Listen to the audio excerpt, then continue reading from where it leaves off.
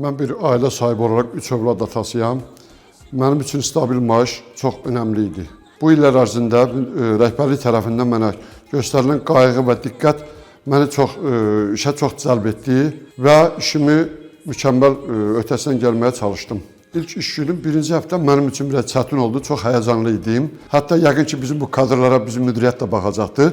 Mənim ilk birinci iş həftəmi bəyənməmişlər. Sonradan özümdə dönüklük yarandı və işimi tez qavradım, işimin öhdəsindən layiqincə gəldim. Fakt mənim həyatımda belə bir şeylər, üstünlüklər əldə etdim ki, 3 övladımı böyütdüm, başa çatdım və onlara ali savad verdim. Şükür Allah ki, öz ayaqları üstündə dururlar.